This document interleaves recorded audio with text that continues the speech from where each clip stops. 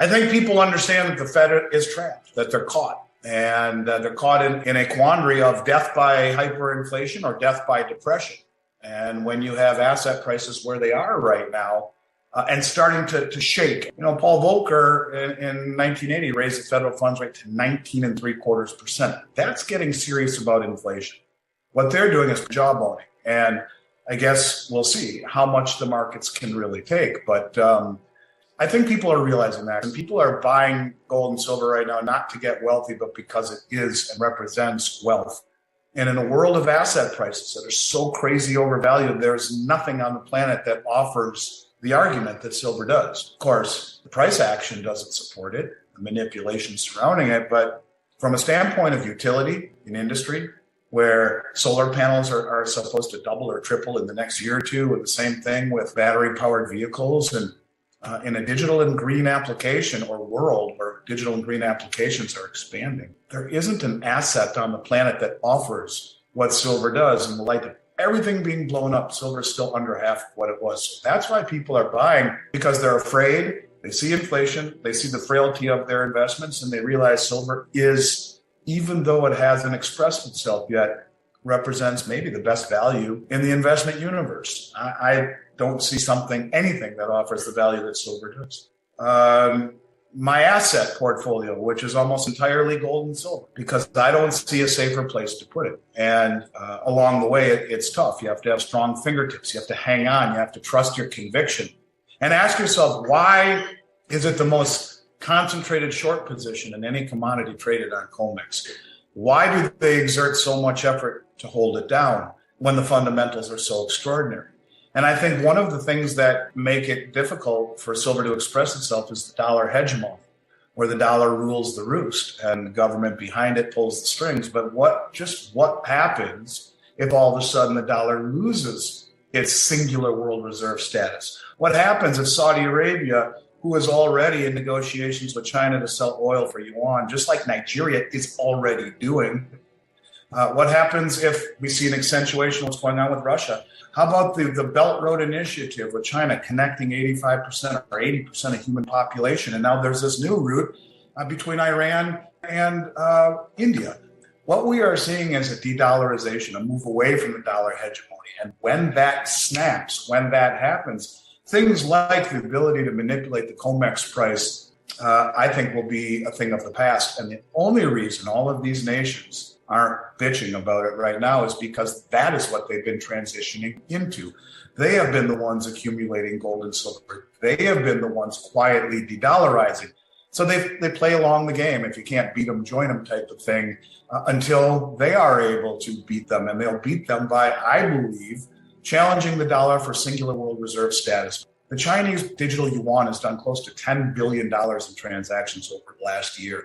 With all of these countries coalescing together, Russia, China, India, South Africa, the likelihood, I believe, and these are all the biggest producers of gold and silver in the world, the biggest accumulators of it as well. What I believe will happen at some point is that they will challenge the dollar. They will issue a gold-backed or a commodity-backed BRICS nations currency on the back of the success that the Chinese have already had with their Belt Road Initiative and their digital yuan. When something like that happens, when the dollar loses its hegemony, when the dollar loses its ability through sanctions and edict and governmental decree to control the markets, that's when it snaps overnight. Now, it's not fun waiting for it. In the end, we'll be proven right. And I think there are very few things on the planet that offer the utility, the necessity, and the scarcity that silver does. In a world of blown up asset prices, it's the most undervalued asset on the planet. So being right sometimes means you're wrong until you're right. And I've experienced that a lot. Yeah, we may not have been right yet, but we will be. In 1974, Henry Kissinger struck a deal with the Saudis to value oil in dollars globally through OPEC. And for that, we would protect the Saudi kingdom. The fact that Russia signed a joint military cooperation agreement with Saudi Arabia the day after we left Afghanistan, and the next day did it with Nigeria, signals the beginning of the end of things that we've seen in our lifetime. In our lifetime, we've known nothing but dollar hegemony, dollar strength, and the world reserve currency. I would argue those days are coming to an end. And so that's when things change. You know, when people are looking at alternatives, look at every other asset class out there. and forget about what I'm saying about the dollar losing its singular petrodollar status, but what happens if the Fed is true to its word and the house prices start to exponentially decrease and the stocks and bonds start to decrease? Gold is near its high despite the interest rate hike. That's true. Interest rates and gold are inversely correlated. However, it's real interest rates and the price of gold, the inverse relationship between real interest rates and gold. And I'm just going to focus on gold for one moment. Gold is doing what it's supposed to be doing. But remember, there's a 90% correlation between gold and silver throughout all of history. So if gold leads the way, typically silver will catch up and surpass it in performance. It's a depleted asset. It's massively needed in industry. It's hugely accumulated monetarily. And it's just disappearing. But in the end, mathematics, logic, and economics will prevail. And that's the best we can all do, is try to find something that's logical, that meets the test of economics, meets the test of mathematics, meets the test of old school logic. And you could check all three of those boxes. But sometimes logic and outcome in this crazy world have been inversely correlated until they're not. And that till they're not will happen. It's just a matter of when. Some people would say, with all the inflation we have right now and the craziness, why hasn't it happened yet? Well, and that is because this is all about dollar hegemony. We are entering a period of time, the Great Reset, or whatever you want to call it, where the dollar is teetering, where the system that we've built upon a mountain of debt cannot handle a rise in interest rate. And it's either death by hyperinflation or death by depression. Take your pick, one or the other. And in the end, I do believe that you will be proven right. Gold and silver will be the last men standing as everything else tries to find fair value in a world where price discovery is all but impossible, even in gold and silver right now.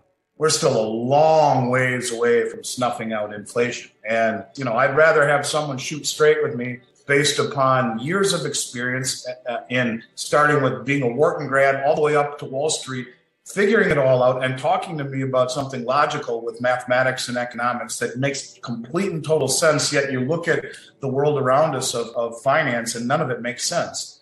And it's all based upon easy money and low interest rates, where the markets were jacked up to irrational levels. And that's what made people feel wealthy. That's what allowed them to offshore all of our manufacturing capabilities so that people felt wealthy with their 401k in their home, and it didn't matter that we didn't produce anything anymore.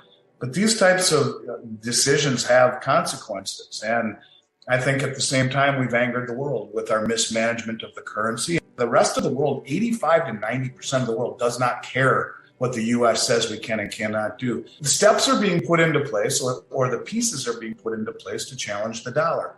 And when all of that money gets dumped, if you think inflation is bad now, the Fed is fighting, wait until see what happens when 90% of the world who has to own dollars to buy oil starts to shed dollars in favor of other currencies. And when that happens, not only do you see massive inflation, but you see interest rates go to the moon. There's your Klaus Schwab Great Reset. When the world dumps dollars, when the dollar is no longer the petrodollar, and they all come home, massive, massive, massive hyperinflation, massive rising interest rates, stocks, bonds, real estate, and the dollar all collapse at the same time. Why do you think gold was reclassified tier 1? Why do you think the central banks keep purchasing it?